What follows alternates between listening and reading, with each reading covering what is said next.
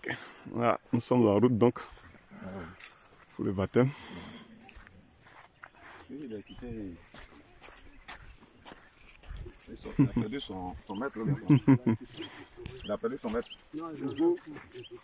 Ah.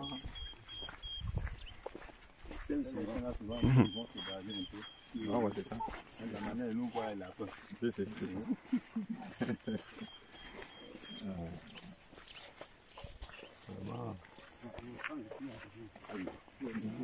C'est bien. Oui. Ah.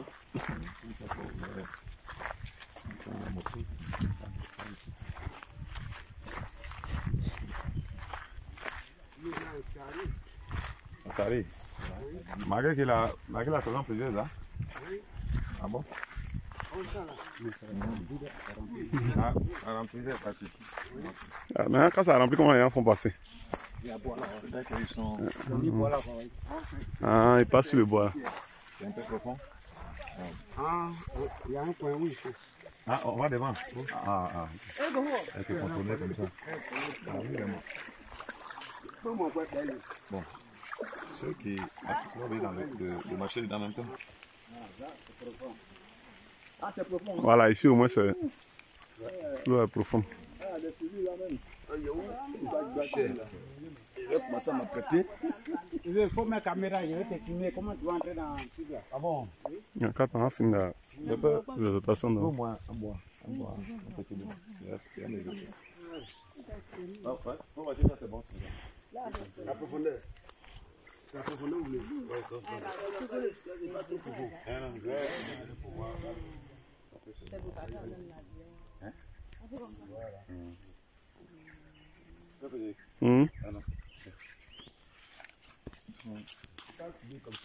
Cœur vivement touché.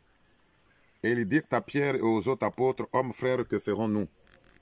Pierre leur dit, répentez-vous et que chacun de vous soit baptisé au nom de Jésus-Christ pour le pardon de vos péchés et vous recevrez le don du Saint-Esprit. Amen. Amen. Avant qu'un homme ou une femme ne prenne la décision de se faire baptiser, il y a quelque chose qu'il faut écouter. Le discours dont parle la Bible ici, ce n'est pas l'histoire d'un roman. Ce n'est pas l'histoire d'un peuple. Ce n'est pas l'histoire d'un écrivain ou bien d'un philosophe.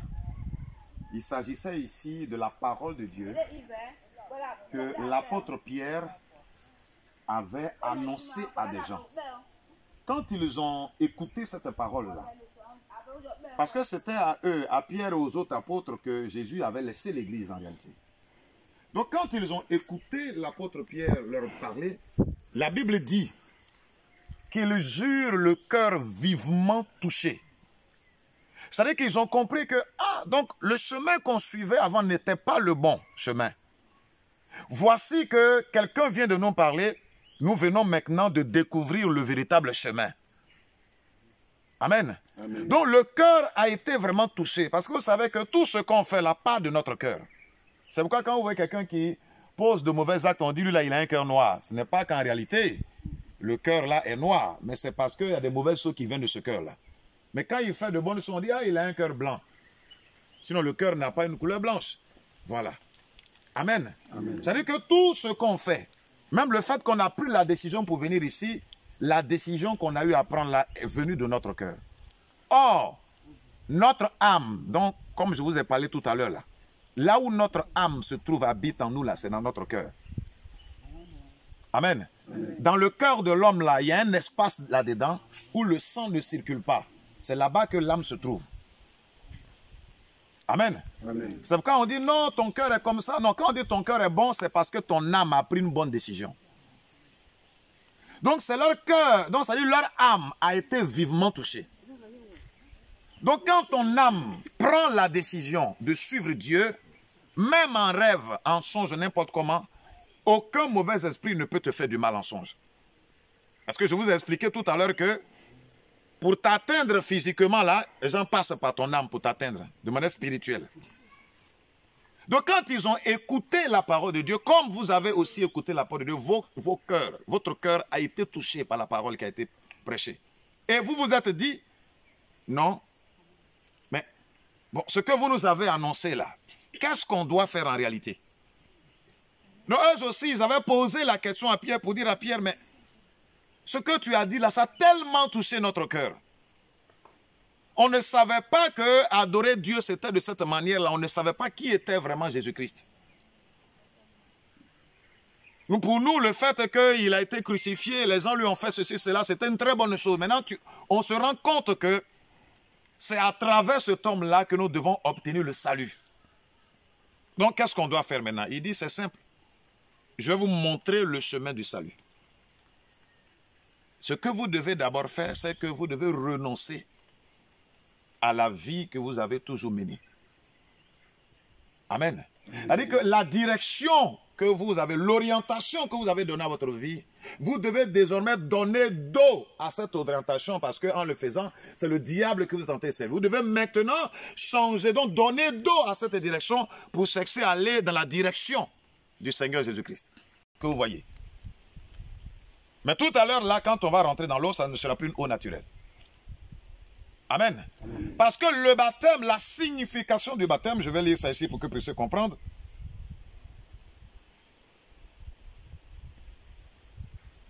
Donc, la décision que vous avez eu à prendre, c'est une décision personnelle. Donc, l'apôtre Pierre leur montre le chemin. Il dit, vous devez changer désormais le chemin que vous empruntez, mais la direction que vous avez toujours empruntée dans votre vie. Vous devez changer de direction.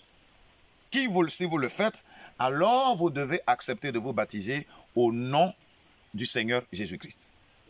Le baptême qu'on fait au nom du Père, du Fils et du Saint-Esprit, ce n'est pas le vrai baptême.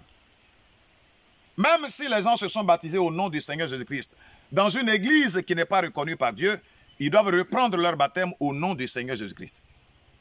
Parce qu'il y a un nom dans lequel on va vous plonger tout à l'heure là. C'est en ce nom-là que vous serez désormais identifié. Si quelqu'un veut atteindre à votre vie, la personne doit demander la permission à ce nom-là d'abord. Or, Dieu ne donnera jamais la permission à quelqu'un de vous faire du mal. Amen. Donc, quand on va vous baptiser au nom du Seigneur Jésus-Christ, ça veut dire qu'on vous met totalement désormais en contact, en relation directe avec lui. Donc, vous portez désormais ce nom, donc vous portez le nom de la parole de Dieu sur vous. Alléluia. Amen. Donc, on va vous plonger directement. Amen. Et on va vous faire ressortir de l'eau. Donc, le baptême, là, c'est parce que vous avez pris un très bon engagement. Vous avez une décision à prendre. C'est pourquoi les bébés, les nouveaux-nés, on ne peut pas les baptiser parce qu'ils n'ont pas de décision à prendre. Eux, on les consacre simplement à Dieu. On prie pour eux à l'église et on demande au Seigneur de les garder. Ce ne sont pas des gouttes d'eau qu'on met sur la tête des gens au baptême. Non. Il faut les plonger totalement dans l'eau. Alléluia. Amen. Et c'est ce que nous allons faire tout à l'heure. Alléluia.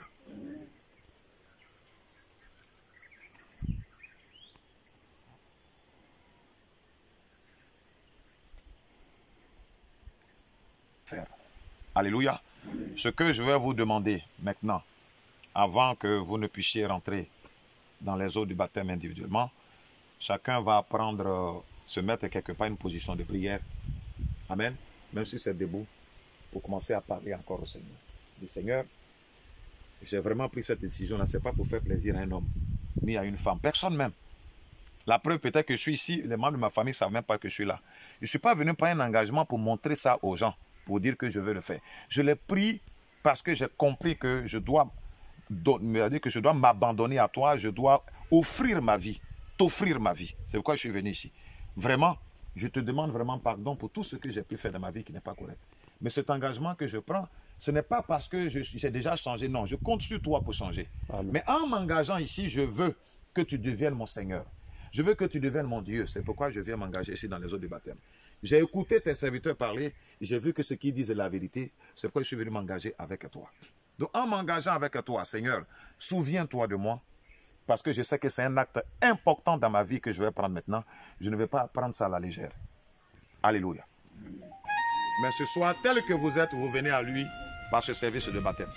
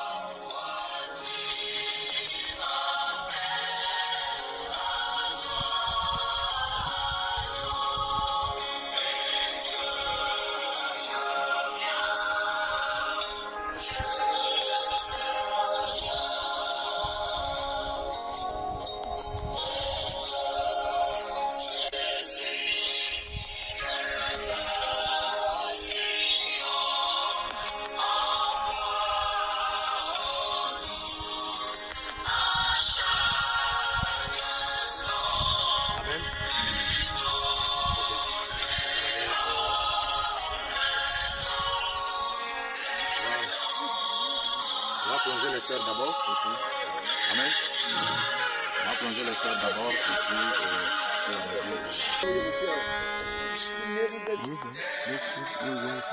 c'est bon, on va tailler. Doucement,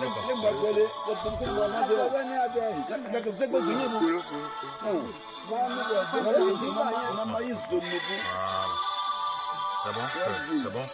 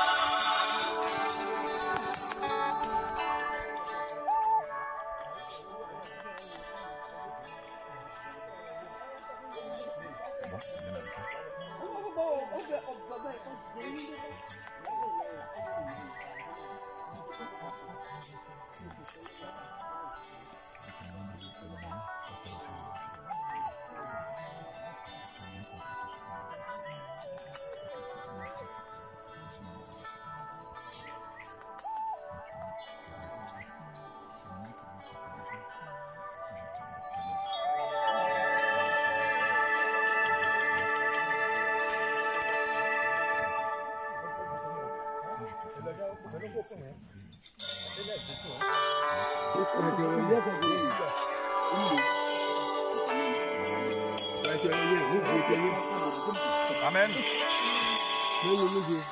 Suivez, s'il vous plaît. Vraiment que Dieu vous bénisse et qu'il vous accorde sa grâce.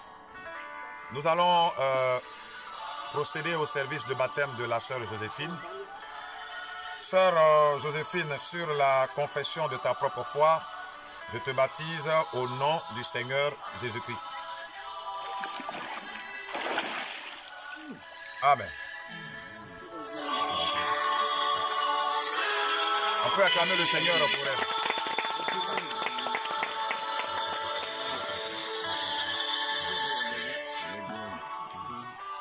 Vous attendez, hein, parce qu'après, on va prier. Ne vous changez pas. Hein. Enlève le bois, faut enlever le bois. Vous l'aidez, elle va s'arrêter là pour attendre. Bon, il faut... Oh. Bon, doucement.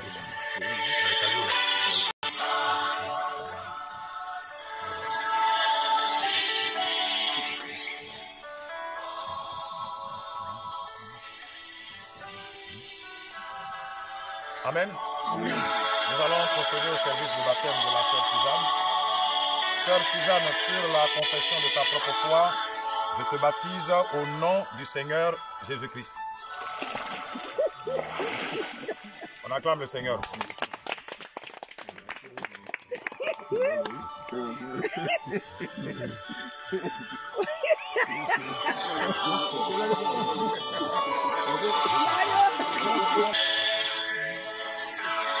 Nous allons procéder au service de baptême de la sœur Félicité. Sœur Félicité, sur la confession de ta propre foi, je te baptise au nom du Seigneur Jésus-Christ. On acclame le Seigneur. Acclamons le Seigneur.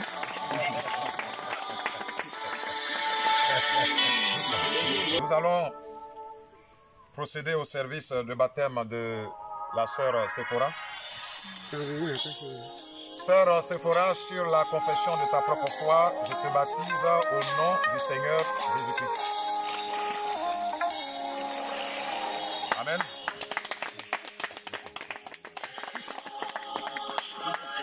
Ok, le premier garçon, c'est ça? Ok. Frère Paulin, sur la confession de ta propre foi, je te baptise au nom du Seigneur Jésus-Christ. On peut acclamer le Seigneur.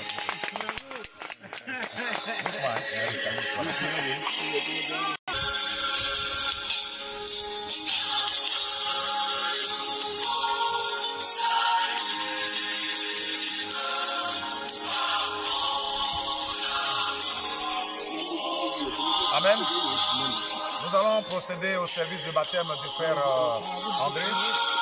Frère André, sur la confession de ta propre foi, je te baptise au nom du Seigneur Jésus-Christ. Amen.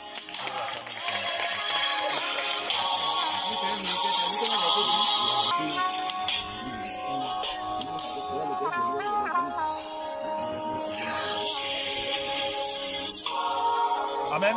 Amen. Frère Jean-Marie, sur la confession de ta propre foi, je te baptise au nom du Seigneur Jésus-Christ. Amen.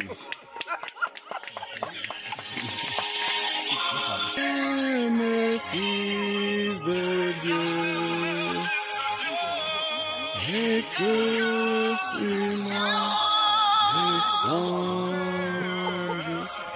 la flamme du Saint-Dieu.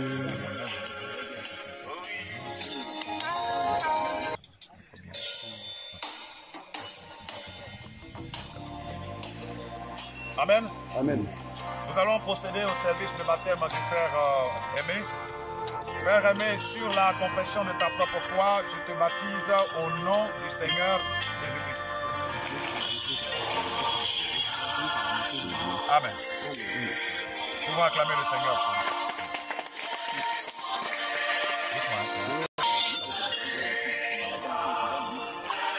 Amen. Nous allons procéder au service du baptême du frère Yves. Frère Yves, sur la confession de ta propre foi, je te baptise au nom du Seigneur Jésus-Christ.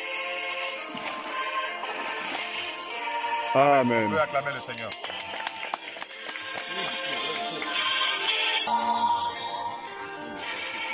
Amen. Nous allons procéder au service de baptême du frère Judicaël. Frère Judicaël, sur la confession de ta propre foi, je te baptise au nom du Seigneur Jésus-Christ. Amen. Amen. Nous acclamons le Seigneur. Je suis sauvé.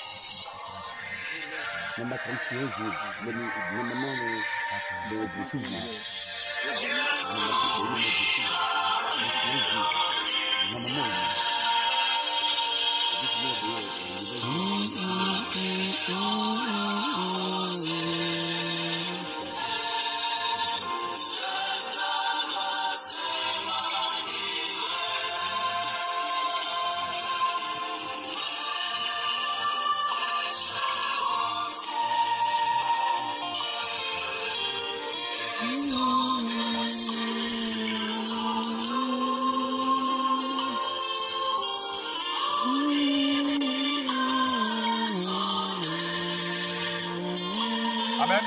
Amen. Nous allons procéder au service de baptême du frère Théophile. Frère Théophile, sur la confession de ta propre foi, je te baptise au nom du Seigneur Jésus-Christ.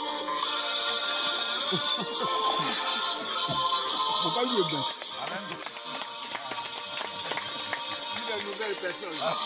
Amen.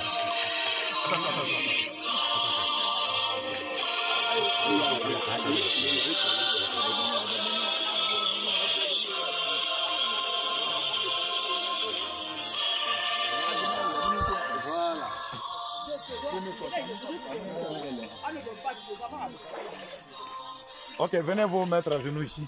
Mettez-vous à genoux là. Après, vous pouvez prendre l'eau pour rincer. Mettez-vous à genoux.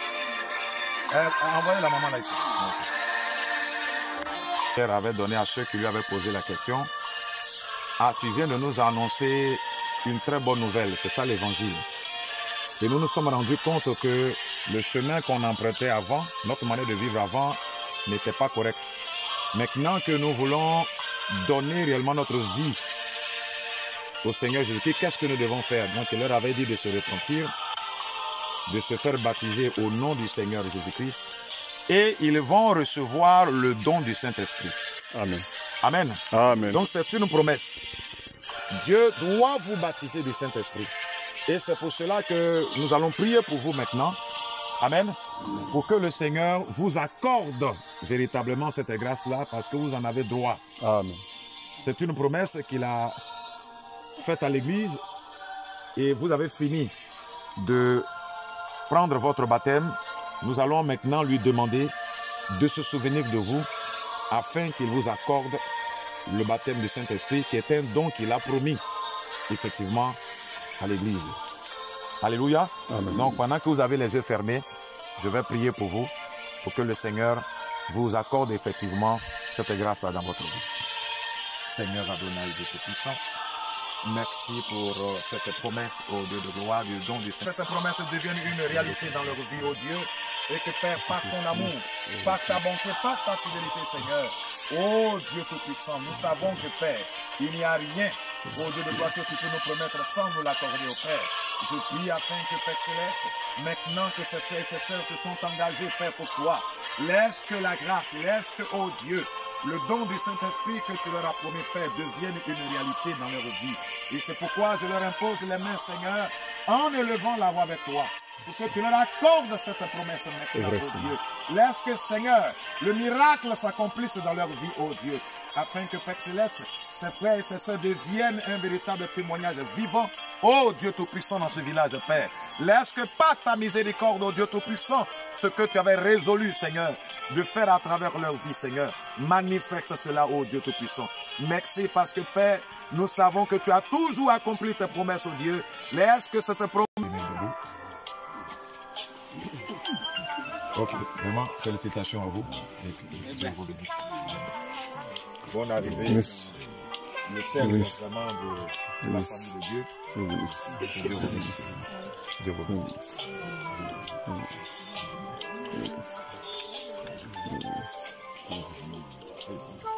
Dieu vous bénisse.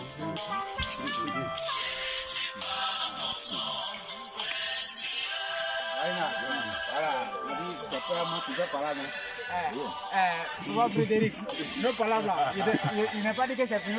C'est fini. C'est toi et moi, on fait palabres.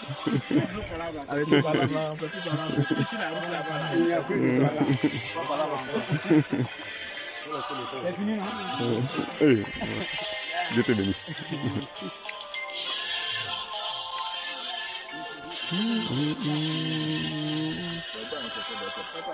Ainsi donc prend fin le premier service de baptême que nous venons de tenir ici à Bessé du Briand. Et que le nom du Seigneur soit glorifié.